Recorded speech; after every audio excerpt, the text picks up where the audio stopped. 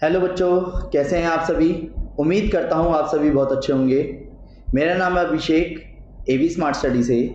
जैसे कि बेटा जी आप देख पा रहे होंगे पार्ट 21, जिसमें आज हम बात करने वाले हैं डिफाइनाइट इंटीग्रल्स की। डेफिनेट इंटीग्रल्स, डिफाइनाइट इंटीग्रल्स, इससे मतलब क्या है? जब आपको एक दायरा देगा लिमिट्स, यानी कि ए टू बी किसी फंक्शन में, मतलब आपका आंसर वेरिएबल में नहीं आने वाला है इस बार, कि आपको ना जो भी ये लिमिट देगा तो इंटीग्रेशन अप्लाई करना सीखा हमने इंडेफिनेट इंटीग्रल्स के अकॉर्डिंग। इंडेफिनेट इंटीग्रल्स ने हमारे को इंटीग्रेशन के फॉर्मूले कैसे अप्लाई करने हैं, किस तरीके से सॉल्व करना है, वो काफ़ी हद तक हमने 20 पार्ट्स में समझा है। पर बात आती है उसको यूज़ धीरे धीरे तभी पता चलेगा जब हम उसमें डिफाइनाइट इंटीग्रल्स के अंदर जाएंगे। डिफाइनाइट इंटीग्रल्स क्या बता रहा है कि हमारे को कहाँ से कहाँ तक की इंटीग्रेशन करनी है, कहाँ से कहाँ तक का दायरा दे रखा है जिसमें वेरिएबल कभी बचेगा नहीं। अब बात आती है कि डिफाइनाइट इंटीग्रल्स को करेंगे कैसे। डेफिनेट इंटीग्रल्स, डिफाइनाइट इंटीग्रल्स, जो मर्जी बोलो, मेन चीज आती है कि evaluation of definite integrals a to b f x, कोई ना कोई फंक्शन देगा, इसमें अब आर्बिट्रेरी कांस्टेंट लिखने की जरूरत नहीं पड़ेगी, क्योंकि आपको ना उसने वेरिएबल हटा करके उसने कांस्टेंट बताया कहाँ से कहाँ तक, f b minus f a. सबसे पहले जो भी इंटीग्रेशन आया, अपर लिमिट बोले तो b minus lower limit, upper limit minus lower limit, जहां जहां x दिखेगा वहां वहां रखेंगे।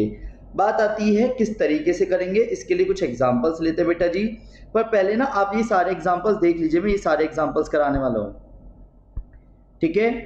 जैसे कि दिख रहा होगा एक्स स्क्वायर, सब सारे क्वेश्चन जितने भी सब लिमिट के साथ हैं। पता है अब ना थोड़ा सा टिपिकल होने वाला है पार्ट। टिपिकल वैसे नहीं है, एक्चुअली क्या है कि कुछ बड़े क्वेश्चंस होंगे जिनको हम इंटीग्रेशन इजीली नहीं कर पाएंगे, तो प्रॉपर्टीज का भी यूज करेंगे। और प्रॉपर्टीज क्या काम करती हैं? बड़े क्वेश्चंस को छोटा करती हैं। अब वो बड़े क्वेश्चंस पहले हमें कैसे समझ आएगा? जैसे मॉडुलस का इंटीग्रेशन अभी तक करा है नहीं, ऐसे भी कुछ क्वेश्चंस आएंगे जो अगले पार्ट में हम देखेंगे। पहले ध्यान दीजिएगा कुछ बेसिक बातें, कि बाई पार्ट्स लगाते समय लिमिट कैसे अप्लाई करेंगे, पार्शियल फ्रैक्शन में कैसे होगा, या फिर परफेक्ट स्क्वायर बनाते समय, जो भी है तसल्ली से देखिए। क्वेश्चन नंबर 1 कर लिया। देखिए क्वेश्चन नंबर 1, क्या आपको एक्स स्क्वायर का इंटीग्रेशन पता है? एक्स स्क्वायर का इंटीग्रेशन एक्स क्यूब बाई 3। अगर आप नोटिस करो मैंने इंटीग्रेशन कर दिया, अब इंटीग्रेशन करने के बाद एक क्लोज ब्रैकेट लगा रखा है, इसका मतलब है आर्बिट्रेरी कांस्टेंट नहीं लगाऊंगा, मैं लिमिट भी अप्लाई करूंगा। जो अपर लिमिट है उसे ऊपर की तरफ और जो लोअर लिमिट है उसे नीचे की तरफ लिखूंगा। अपर लिमिट जहां जहां x दिखेगा, क्या बोला मैंने? जहां जहां x दिखेगा वहां वहां क्या रखोगे? 3। तो 3 का क्यूब बाई 3 माइनस, और फिर जहां जहां x दिखेगा वहां क्या रखूंगा? 2। तो 2 का क्यूब बाई 3। आंसर क्या आएगा? 3 एलसीएम है, 3 3 9, 3 27, माइनस के 2 2 4 2 8, आंसर आ गया 19/3। आया समझ? चलिए एक बार और देखते हैं बेटा जी। क्वेश्चन नंबर 2, बहुत छोटे छोटे क्वेश्चन से स्टार्ट करा है, फिर धीरे धीरे लेवल क्लियर। चलिए तो ध्यान दीजिएगा। क्वेश्चन नंबर 2, 2x है, जैसे कि बेटा 2x का integration x square by 2 plus 1 का इंटीग्रेशन x 0 to 1। मान लो अभी तो हमारे को इंटीग्रेशन पता है, कुछ जगहों पे जब नहीं पता होगा ना तो पहले इंटीग्रेशन अलग से सॉल्व करेंगे। 2 से 2 कटा, एक्स स्क्वायर प्लस एक्स, 0 से 1, जहां जहां x दिखेगा वहां वहां क्या रखूंगा? 1 प्लस 1 माइनस, फिर जहां जहां x दिखेगा वहां क्या रखूंगा? 0। तो आंसर क्या है? 2 माइनस 0, आंसर हो गया 2। आया बेटा जी? Very good. क्वेश्चन नंबर 3, यार ये क्या माइनस में लिमिट? हाँ, लिमिट माइनस में भी हो सकती है, रूट में भी हो सकती है, वो उसकी मर्जी। मेन बात आती है जब हमने 1/x का इंटीग्रेशन करा था तो 1/x किसका डेरिवेटिव था? log x का, तो 1/x का इंटीग्रेशन log x। अब log x जब करते हैं तो मैंने आपको हर बार बताया था कि मोड लगा के चलना। अब उसका रीजन पता चलेगा। मोड का क्या काम करता है? मॉडुलस हमेशा नेगेटिव को पॉजिटिव बनाता है। -4 से -2 log मोड -2 माइनस माइनस हम अपनी तरफ से खुद से लगाते हैं, फिर मोड -4। log मॉडुलस को क्या कर दिया उसने? Positive, minus log 4। अब छोटे छोटे क्वेश्चनों से प्रॉपर्टी क्लियर करेंगे। log p minus log q, तो log p अपॉन q, तो log 2/4। आर्बिट्रेरी कांस्टेंट गलती से मत लगा देना, प्लस सी की आदत अगर पड़ गई हो तो थोड़ा ध्यान रखना। 1/2 हो गया। पर बेटा जी जरा इसको थोड़ी सी पार्ट को मैं एक्स्ट्रा कर रहा हूँ क्योंकि कभी कभी आंसर मैच नहीं होता बच्चों का, फिर कहते हैं आंसर नहीं आया। क्या मैं ऐसे लिख सकता हूँ 2⁻⁻1 माइनस नीचे उतर गया log 2, तो इसका आंसर हो सकता है -log 2 दिखे या log 1/2 दिखे। कोई दिक्कत बेटा जी? नेक्स्ट इसके बाद बात आती है, ओहो e की पावर x के साथ x स्क्वायर आ गया तो क्या हुआ? आराम से करो, e की पावर 3x का इंटीग्रेशन, e की power 3x upon 3 plus 3 x square का इंटीग्रेशन x³ 3 2 1 to 2। जहाँ जहाँ x दिखेगा वहाँ क्या रखूँगा 2, और जहाँ जहाँ x दिखेगा वहाँ क्या रखा अभी भी 2, क्लोज ब्रैकेट ओपन, फिर से 1, जहाँ जहाँ x दिखेगा वहाँ पे 1 रख दिया, 3 1/3। आया समझ? चलिए ध्यान दीजिएगा मैंने क्या करा है, e की पावर 3 2 6 हो गया अपॉन 3 हो गया, 3 से 3 कट गया, 2 2 4 2 8 हो गया, माइनस e³ 3 हो गया, प्लस के 3 से 3 कट गया तो क्या बचा 1, जिसमें आंसर क्या बचा आपका e की पावर 6 माइनस e की पावर 3/3 को एक साथ प्लस के 7। सॉल्व करके क्या आया e³ माइनस 1/3 प्लस 7 आया बेटा जी। नेक्स्ट क्वेश्चन नंबर, आप देख पा रहे होंगे ये क्वेश्चन थोड़ा अटपटा लगा होगा क्योंकि अगर आप वही होता है ना, एक तो क्वेश्चन देख करके होने लगता है, मन करता है चलो खुद ही कर लेंगे। देखो बेटा, पहले या तो सारा कॉन्सेप्ट समझ लो, अलग से एक्सरसाइज आपके पास है मेरी बुकलेट के रूप में, आप उसमें से ट्राई करो अगर एक्स्ट्रा क्वेश्चंस करने हैं। पहले कॉन्सेप्ट्स क्लियर कर लीजिए कि जो भी आपको दिक्कतें हैं वो कम से कम उतनी ही कम हो जाए जितनी होनी चाहिए। जैसे कि यार रूट आ गया, क्या कह रहे हैं, या अगर अपने आप में डायरेक्ट भी होता ना बिना लिमिट के तो भी हम रेशनलाइज करके करते, क्योंकि नीचे से रूट हटा नहीं पाऊंगा, तो रूट हटाने के लिए डिनोमिनेटर का क्या करूँगा रेशनलाइज। और रेशनलाइज से मतलब क्या बेटा जी 1/√1 plus x plus root x into √1 plus x minus root x upon √1 plus x minus root x. ये क्लियर है बेटा? dx 0 से 1 √1 plus x root x a plus b a minus b a square minus b square, जिसमें क्या आया 0 से 1 √1 plus x minus root x 1 plus x minus x, x से x कटा 0 to 1, नीचे 1 ही बचा है तो एक तरह से क्वेश्चन हो गया 1 प्लस एक्स रूट एक्स। और बेटा जी रूट एक्स की रूट का मतलब होता है पावर हाफ, मैंने अभी कोई इंटीग्रेशन नहीं किया, मैंने सिर्फ हाफ को लिखा है, देखा बेटा जी आपने?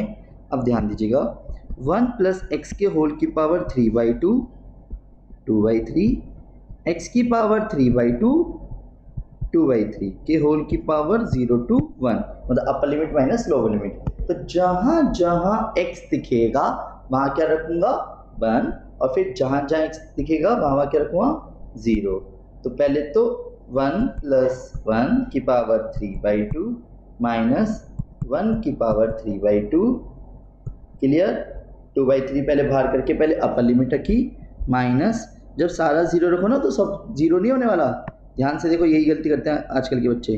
2/3 जब रखा तो 1 प्लस 0 के होल की पावर 3/2 माइनस 0 हो गया, तो बेटा जी 2/3 एज इट इज़, 2 की power 3/2 as it is, minus के 1 माइनस 2/3 1 की पावर 3/2, तो क्या आया 2/3 √2 की पावर 3 लिख के ना हो, सॉरी √2 की पावर क्या लिख सकता हूँ इसमें स्क्वायर, और 3/2 पहले से था, 2/3 ये रहा 2/3 ये रहा, दोनों जुड़ के क्या रहेंगे -4/3, वेरी गुड। और ये रहेगा 2√2 के होल की पावर 3 -4/3, तो आंसर आया 4√2/3 -4/3, तो आंसर हो गया 4√2 - 1/3।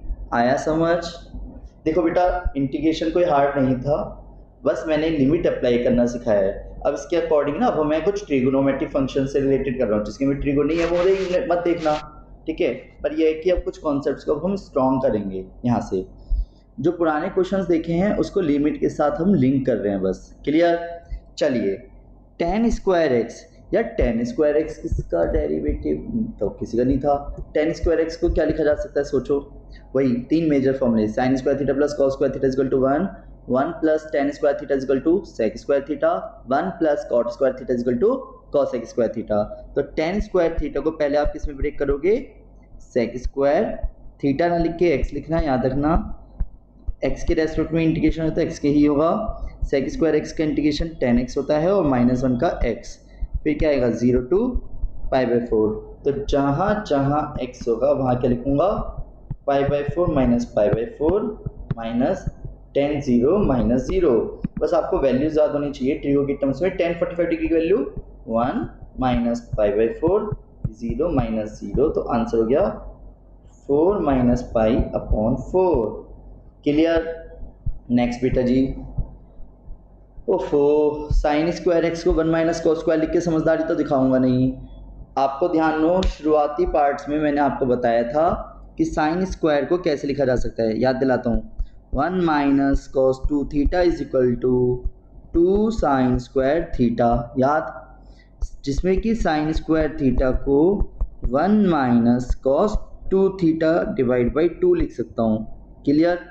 इसी तरीके से साइन स्क्वायर एक्स को क्या लिखा जा सकता है बेटा जी, 1 minus cos 2x divide by 2 का इंटीग्रेशन 0 से π/4। मैंने कोई इंटीग्रेशन नहीं करा अभी, मैंने सिर्फ लिखा है। फिर 1/2 को तो बाहर करा, 0 से π/4, 1 माइनस कॉस 2x का इंटीग्रेशन होगा, और 1 माइनस कॉस 2x का इंटीग्रेशन क्या होगा बेटा जी, 1 का इंटीग्रेशन x cos 2x का इंटीग्रेशन प्लस के sin 2x माइनस के प्लस के डिवाइड बाय 2 प्लस c नहीं आता 0 से π/4। क्लियर? हाफ पहले π/4 माइनस साइन 2 π/4 अपॉन 2 माइनस 1/2 को लिखना मत भूल जाना, 0 minus sine 0 divide by 2। Sine 0 की वैल्यू 0 होती है, half π/4 minus sine π/2 divide by 2 minus half, और ये सारा 0 हो गया, हाफ π/4 माइनस 1/2, क्योंकि साइन 90 की वैल्यू क्या होती है बेटा जी 1, और जिसमें कि आंसर क्या है 1/2 4 पाई माइनस 2, तो आंसर हो गया पाई माइनस 2 अपॉन a। यहाँ तक क्लियर बेटा?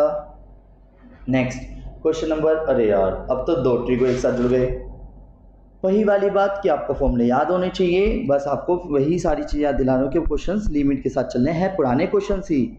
0 से π/4 2 से इंटू 2 से डिवाइड करा, क्लियर, 2 से इंटू 2 से डिवाइड करा, जिसमें कि 2 साइन ए साइन बी का फॉर्मूला होता है, वो आपको याद होना चाहिए। नहीं याद है तो मैं सामने लिख के दिखा रहा हूँ, क्योंकि मैंने जब भी कहा था जब भी करो तो ब्रैकेट लगा लगा के और फॉर्मूला लिख लिया करो, जिससे गलतियाँ कम हो।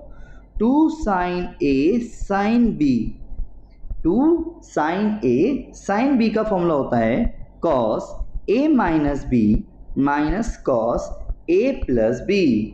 डन बेटा जी, जिसकी वजह से हाफ 0 से π/4, हाफ 0 से π/4 cos A minus B minus cos A plus B, bracket close dx। यहाँ तक कोई दिक्कत बेटा? 0 से π/4 एज इट इज, ये तो आ गया cos x minus cos 5x हो गया और dx हो गया। क्लियर? अब बात आती है cos x का इंटीग्रेशन प्लस के साइन x माइनस के साइन 5x और 0 to π/4। अब बेटा सुनो, लिमिट अप्लाई करते समय गलती कर सकते, इसलिए ध्यान समझना। जहाँ जहाँ x दिखेगा वहाँ क्या रखोगे π/4, तो साइन π/4 साइन 5π/4 माइनस 0 पे सारा 0 कर दूँ, साइन 45 डिग्री की वैल्यू 1/√2 माइनस, इसको मैं पाई प्लस π/4 लिख सकता हूँ। बोलो हाँ, बोलो हाँ, हाँ। पाई प्लस कौन सा क्वाड्रेंट, पाई 0 90 पाई, पाई प्लस कौन सा quadrant, third quadrant. Third quadrant में tan क्या होता है पॉजिटिव, साइन क्या होता है नेगेटिव, तो ये क्या हो जाएगा, पाई 1/√2, ये प्लस हो जाएगा। क्या साइन चेंज होता है 180 की वजह से? नहीं, तो साइन का साइन और π/4, तो आंसर क्या है 1/2, 1/√2, 1/√2, 1/2, 2/√2, 2 से 2 कट गया 1/√2, आंसर आ गया। आया, बहुत अच्छे। ओहो, पावर 4 आ गया। अगर आपको याद है तो आप पहले एक बार खुद ट्राई करो आंसर मैच करना, और नहीं याद है तो दोबारा से समझो, क्योंकि ना लिमिट अभी कोई हेल्प नहीं कर रही है अभी आपको। ठीक है, क्वेश्चन वही है जो चल रहा है। क्या करा, इसको मैंने साइन स्क्वायर एक्स का स्क्वायर माना। क्लियर? साइन स्क्वायर एक्स को जस्ट अभी देखा ही था कि मैं 1 minus cos 2x divide by 2 लिख सकता हूँ। मैं लिख देता हूँ बेटा जी, साइन स्क्वायर एक्स को 1 minus cos 2x divide by 2 और कॉस स्क्वायर एक्स को 1 plus cos 2x divide by 2 लिख सकता हूँ। क्लियर? अब wait, 1/4 0 to π/4 a square plus b square minus के 2ab लिख सकता हूँ। 1/4 0 से π/4, बबलू भैया आवाज आ रही है, तो 1 प्लस कॉस स्क्वायर 2x को क्या लिखा जा सकता है, 1 plus cos 4x divide by 2 minus 2 cos 2x dx। यहाँ तक कोई दिक्कत? चलिए बहुत बढ़िया।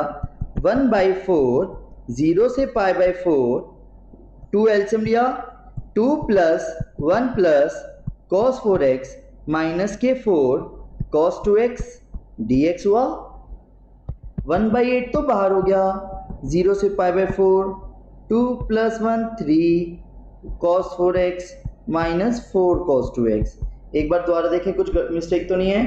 पहले मैंने साइन स्क्वायर का स्क्वायर लिखा, साइन स्क्वायर को 1 minus cos 2x divide by 2 लिखा, a माइनस b का होल स्क्वायर खोला, a square plus b square minus 2ab, जिसमें कि कॉस स्क्वायर 2x को अगेन ब्रेक किया क्योंकि स्क्वायर का इंटीग्रेशन नहीं कर सकते। 1 plus cos 4x divide by 2 लिखा, 2 का एलसीएम लेने के बाद 2 plus 1 plus cos 4x minus 4 cos 2x divide by 2 को और बाहर करो तो 1/8, और अब मैं इंटीग्रेशन करने जा रहा हूँ जिसमें प्लस सी नहीं लिखूंगा। 3 का इंटीग्रेशन 3x, cos 4x का sin 4x अपॉन 4 हुआ, और 4 sin 2x अपॉन में 2 आया, जिसमें कि 0 से π/4 लिमिट आई। यहाँ तक कोई दिक्कत है?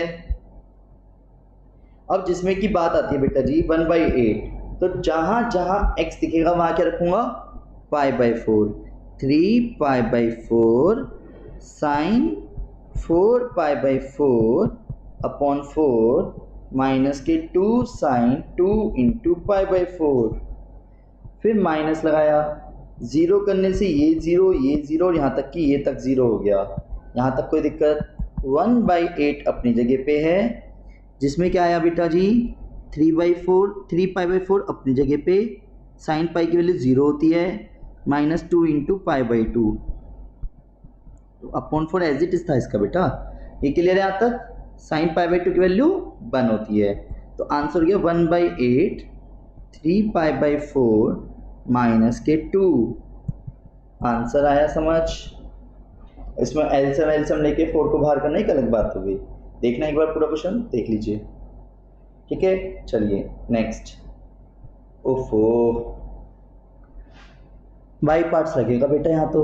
अब बाई पार्ट्स लगाने के केस में हमने क्या सीखा था, first as it is integration of second minus derivative of first integration of second and whole का इंटीग्रेशन अगेन। पर सिचुएशन पता है मैं क्या बताना चाह रहा हूँ आपको, बहुत गलतियां करते हैं, आधा इंटीग्रेशन हो जाता है आधा नहीं होता। ऐसे केस में बेटा आप अपने उसलिए बता रहे हो वाली बात, बिना किसी बाई पार्ट्स लगाए, ठीक है, कोई इंटीग्रेशन करे बिना, आप पहले एक्स सी की पावर एक्स का अलग से फाइंड कर लो। एग्जाम्पल के तौर पे जरा ध्यान दीजिएगा, मैंने ना I1 माना, बिना लिमिट का क्वेश्चन बना लिया, बात ही खत्म। बिना लिमिट की तो पकड़ बनी हुई है ना, पहले बिना लिमिट के बना लिया करो क्वेश्चन, तसल्ली से उस पूरे का इंटीग्रेशन जो आएगा उसमें बस लिमिट ही तो अप्लाई करनी है, वो मैं लिख दूंगा। जैसे कि सपोज इस पूरे को आई बोला, मुझे आई चाहिए, बात खत्म, वो लिमिट के साथ है, तो मैंने बिना लिमिट के क्वेश्चन माना। क्या करा, first ILATE, first as it is integration of second minus derivative of first, integration of second and whole का इंटीग्रेशन अगेन। क्लियर बेटा जी, ध्यान दीजिएगा। x e की पावर x का e की पावर x का 1, e की पावर x का e की पावर x प्लस c1, क्योंकि अब मैं बिना इंटीग्रेट उसके कर रहा हूँ। e की पावर x का अगेन हो रहा है यहाँ पे, तो क्या आया x e की पावर x, e की पावर x का e की पावर x प्लस c। तो इन शॉर्ट जो इंटीग्रेशन आया वो क्या है हमारा, x e की पावर x माइनस e की पावर x प्लस c। अब बेटा ध्यान दो, पर i बराबर था मेरा x e की पावर x का इंटीग्रेशन, वो भी 0 से 1 तक की लिमिट में। दिख रहा है बेटा जी, दिख रहा है। अब सुनो, पर यार 0 to 1 तक की लिमिट है, इस पूरे का इंटीग्रेशन क्या है, ये रहा। क्लियर, इस पूरे का इंटीग्रेशन क्या है, आर्बिट्रेरी कांस्टेंट नहीं लूंगा, x e की पावर x माइनस e की पावर x, इस पूरे का इंटीग्रेशन हो गया ना। मान लो अगर मेरे को साइन x का याद है माइनस कॉस x, तो बना के तो नहीं देखते, डायरेक्ट लिखते हैं। ऐसे मैंने मान लिया कि x e की पावर x का इंटीग्रेशन मुझे पता है, तो मैंने डायरेक्ट लिख लिया। अब क्या होगा, लिमिट तसल्ली से अप्लाई करूंगा, मेरे गलत होने के चांसेस बिल्कुल नहीं हो जाते हैं यहाँ पर, क्योंकि बहुत ज़्यादा टेंशन होगी। वही चीज़ मैं दिखाने वाला हूँ, चाहे पार्शियल फ्रैक्शन हो या बाई पार्ट्स। मैं आपसे सिर्फ ये कहूँगा, पहले बिना लिमिट के क्वेश्चन सॉल्व करके बाद में लिमिट अप्लाई कर लेना, या फिर हमारे को पूरा क्वेश्चन आना चाहिए सब्स्टिट्यूशन मेथड के थ्रू, कि जब भी हम कोई चीज़ मानेंगे तो लिमिट चेंज करेंगे, उसके लिए अगले पार्ट में आपको बहुत अच्छे तरीके से समझाने वाला हूँ। क्लियर। तो पहले जहाँ जहाँ x होगा, चलो इस क्वेश्चन को ध्यान समझना, जहाँ जहाँ x होगा वहाँ क्या लिखूँगा 1, तो 1 इंटू ई की पावर 1 माइनस ई की पावर 1 माइनस, फिर जहाँ जहाँ x होगा वहाँ क्या लिखूँगा 0, ई की पावर 0 माइनस ई की पावर 0, तो e माइनस माइनस 0 माइनस 1, किसी भी आर्बिट्रेरी कांस्टेंट या वेरिएबल की पावर 0 1 होता है। क्लियर। तो ये प्लस का 1 आ गया, आंसर क्या आया 1। इसमें गलतियां करते हैं वो आप मत करना बस। क्लियर। चलिए बेटा जी दोबारा से देखिए क्वेश्चन नंबर 12, सेम क्वेश्चन है, आंसर पता है, पर वेट, मैं ना फिर से इसी क्वेश्चन को मैंने मान लिया ये आई है, इसके छोटे छोटे 2 टुकड़े कर लिए, क्योंकि मुझे पता है एक में तो लगेगा बाई पार्ट्स, एक बिना पाई पार्ट्स क्यों रहेगा, क्यों, बस एंगल ही तो अजीब सा है, उसका डेरिवेटिव डिवाइड में आएगा, उसमें क्या दिक्कत है। तो बेटा late I1 is equal to, क्या करा मैंने, I1 is equal to X E की पावर x माना, और I2 is equal to sine pi x by 4 को माना, इंटीग्रेशन के साथ बिना लिमिट के। क्लियर। मैं पहले पूरे का i का इंटीग्रेशन निकाल रहा हूँ, फर्स्ट और second, first as it is, second का इंटीग्रेशन, डेरिवेटिव फर्स्ट का, इंटीग्रेशन सेकंड का, एंड होल का इंटीग्रेशन अगेन, x e की पावर x का e की पावर x का 1 e की power x integration, x e की पावर x माइनस e की power x plus c1, I2 बराबर। अब वेट, फिर बात आती है साइन x का इंटीग्रेशन क्या है, साइन x का इंटीग्रेशन था minus cos x, sine x का इंटीग्रेशन माइनस कॉस x, तो माइनस के cos pi x by 4 angle है, divide by pi by 4 dx। यहाँ तक कोई दिक्कत, तो माइनस के 4 इंटीग्रेशन हो गया तो dx नहीं आएगा, माइनस के 4 cos pi x by 4 divide by pi plus c2। यहाँ तक कोई दिक्कत। चलिए बहुत बढ़िया। i बराबर, क्वेश्चन था हमारा I1 प्लस I2, वो भी लिमिट के साथ। क्लियर। पर वेट, इसको लिखने का तरीका कैसे होगा,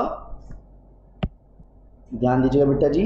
सबसे पहले क्या करा मैंने, i बराबर तो हमारा 0 to 1 x e की power x plus sign pi x by 4 का होल का इंटीग्रेशन होना है, राइट।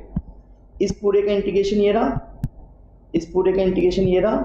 मैं बहुत तसल्ली से लिमिट अप्लाई कर दूंगा, क्यों, क्योंकि मुझे x e की पावर x का इंटीग्रेशन डायरेक्ट पता है, x e की पावर x माइनस e की पावर x प्लस, जिसमें कि माइनस क्या आ गया, तो माइनस के 4 by pi cos pi x by 4, close bracket 0 से 1।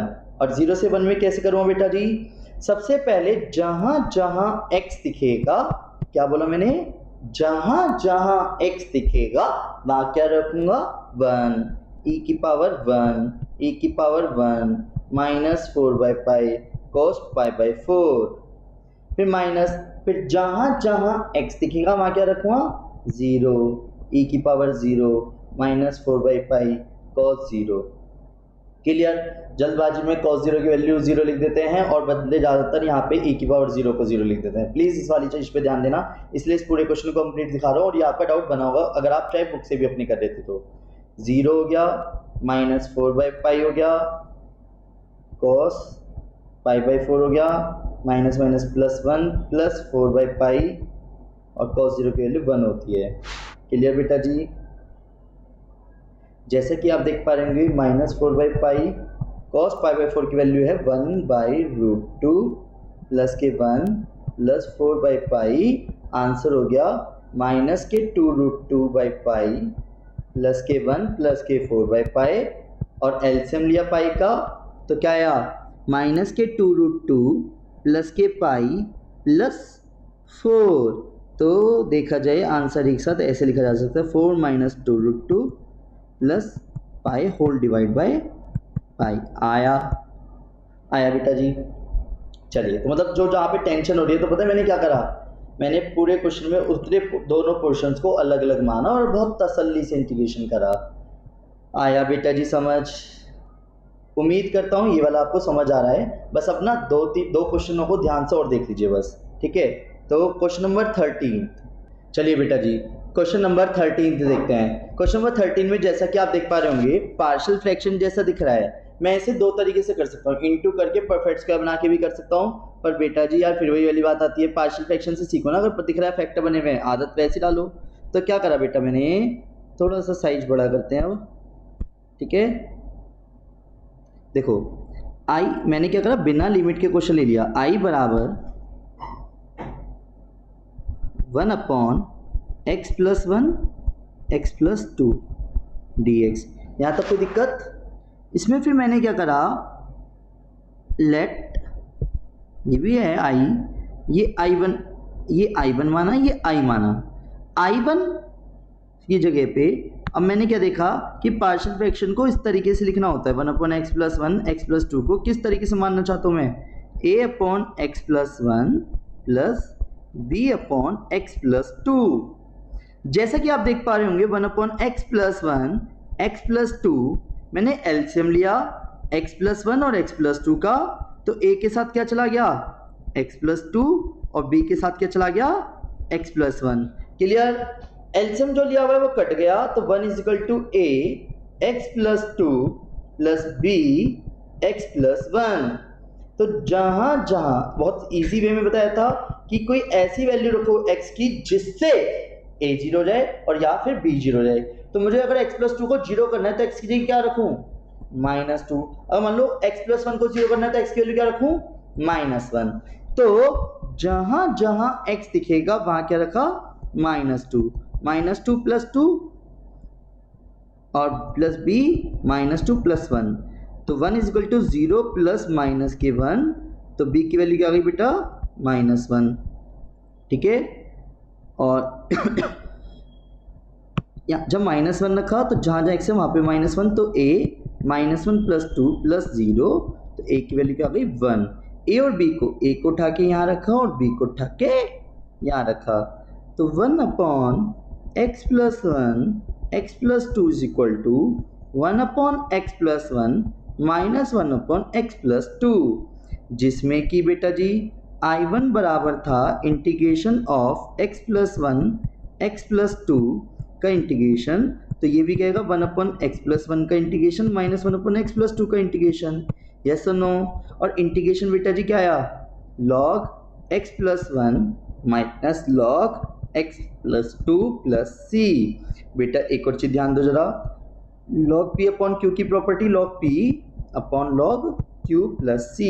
आया समझ। चलिए, जिसमें कि I बराबर क्वेश्चन को दोबारा से फोकस करता हूं, तो क्वेश्चन था हमारा क्या, बिना लिमिट के साथ या लिमिट के साथ, लिमिट के साथ। लिमिट थी 0 से 1 से 2, 1 से 2 1/x + 1 1/x + 2 का इंटीग्रेशन निकालना था। इस पूरे का देखो बेटा, किसका कह रहा हूं मैं,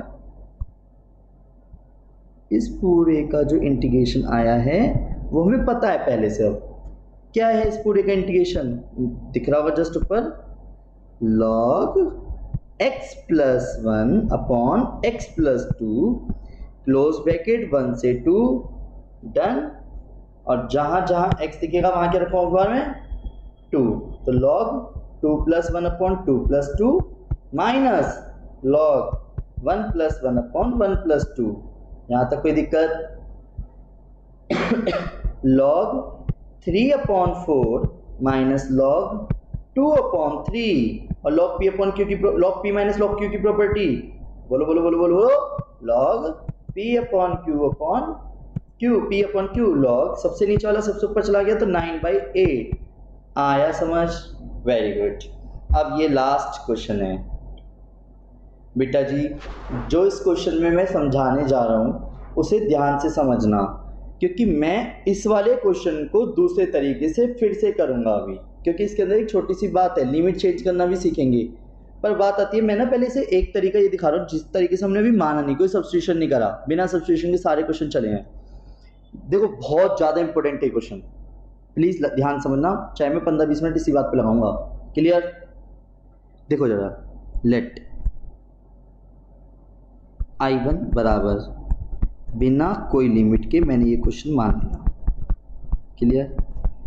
अब बात आती है जो भी अंदर था इंटीग्रेशन के लिमिट्स के साथ, मैं पहले इस पूरे का कंप्लीट इंटीग्रेशन निकाल लूँ फिर रख दूँ, या फिर मैं 2x को अगर डायरेक्ट मानता हूँ, ये बहुत छोटा क्वेश्चन है, पर मैंने बोला 2x को मानता हूँ तो लिमिट कहेगी मुझे भी चेंज कर। क्या कहेगी लिमिट? मुझे भी चेंज कर। ऐसे कैसे? नेक्स्ट पार्ट में देखेंगे, जस्ट नेक्स्ट पार्ट में देखेंगे, पहले सिर्फ आप उसको डायरेक्टली समझेंगे। लाइक क्या, मैं अभी मानता रहा हूँ पर पहले लिमिट को हटा करके फिर मान लो, नोटिस करो तो, जिससे मुझे कम से कम एक टेंशन नहीं होगी, मेरे को कोई लिमिट चेंज नहीं करनी। Let t is equal to 2x, let t is equal to 2x, सिर्फ 2x को t माना, बहुत बड़ा खेल है, जरा ध्यान समझना। फिर जहाँ जहाँ x होगा वहाँ पे एक तरह से मैं t/2 लिखने वाला हूँ, और जब रखो तो ब्रैकेट लगा लगा के रखना, वरना गलतियाँ देखना क्या होगी। तो e की पावर t, डेरिवेटिव से तो क्या आ गया, 2 नीचे चला गया, dx हो गया 1 अपॉन t/2। लिखने के तरीके को देखो, टेढ़ा करके लिखा है, इससे पता रहेगा कि सबसे नीचे वाला सबसे ऊपर जाना है, माइनस 1 अपॉन 2 t²/2। बंदे ये गलती करते हैं यार, याद रखना जो स्क्वायर है ना वो होल का है, जिसकी वजह से आपका आंसर एक शॉट में नहीं आता। क्लियर? e की power t as it is 2t हो गया, माइनस के 2t²/4 dt/2, जिसमें क्या दिखा बेटा जी, 2 को बाहर करा, e की power t 1 upon t minus के 1 अपॉन t², 2 यहाँ पे भी है, 2 यहाँ पे भी है और एक 2 यहाँ पे भी आया है, दिख रहा है बेटा, काट पीट करने के बाद dt के साथ, जिसका 2 अगर मैं बाहर करता हूँ तो e की power t 1 upon t minus 1 upon t² dt। आपको याद दिलाता हूँ बेटा, एक फंक्शन की एक प्रॉपर्टी सीखी थी, e की पावर x के साथ अगर fx प्लस f' हो तो हम इसको डायरेक्ट क्या लिख सकते हैं, e की power x fx plus c लिख सकते हैं, याद है? तो सेम इसी तरीके से पूरे का इंटीग्रेशन क्या रहेगा, e की power t into 1/t plus c, 2 से तो 2 तो कट गया क्योंकि। क्लियर? जिसमें कि t की वैल्यू क्या मानी थी, रिटर्न करूँगा 2x upon 2x plus c। अब वेट बेटे, ये तो आपने एक तरह से I1 निकाला है 2x upon 2x plus c का, पर क्वेश्चन को अगर ध्यान से देखूं तो क्वेश्चन हमारा था क्या, e की पावर क्या बेटा जी, लिख लेता हूँ पहले, i बराबर है 1 से 2 e की पावर 2x ब्रैकेट में 1 upon x minus 1 upon 2x² का इंटीग्रेशन। क्लियर? अब इस पूरे का इंटीग्रेशन क्या है, e की पावर 2x अपॉन 2x आया है, और लोअर लिमिट है 1 और अपर लिमिट है 2। तो मैं क्या करने वाला हूँ, जहाँ जहाँ x होगा, क्या बोला मैंने, जहाँ जहाँ x होगा, वही वाली बात होगी ना, इन टर्म्स ऑफ x ही मैंने सारा इंटीग्रेशन कंप्लीट कर लिया, माना भी पर बिना लिमिट के माना और वापस रिटर्न भी मारा, वही हैबिचुअल जिस चीज़ के थे, पर c नहीं लिखेंगे, जहाँ जहाँ x दिखेगा वहाँ क्या रखा 2, तो 2 इंटू 2 माइनस, फिर जहाँ जहाँ x दिखा वहाँ क्या रखा 1। यहाँ तक कोई दिक्कत है? आंसर आ गया e की पावर 4 अपॉन 4, e की पावर 2 अपॉन 2, एलसीएम लेने के बाद क्या आया 4, ई की power 4 minus 2e², E square common आने के बाद e² माइनस 2/4 आया। बोलो हाँ। उम्मीद करता हूँ आपको डिफाइनाइट इंटीग्रल्स के अंदर कोई दिक्कत नहीं आई होगी, क्योंकि एक तरह से रिवीजन और हुआ है बल्कि कुछ पिछली क्लास का। बस इसके अंदर हमने क्या करा है, अपर लिमिट माइनस लोअर लिमिट। उम्मीद करता हूँ आपको सारा कॉन्सेप्ट समझ आ गया होगा, नहीं तो अभी आने वाले पार्टों में आपको और अच्छे से डिफाइनाइट इंटीग्रल्स को डिफाइन करने वाला हूँ। Thank you.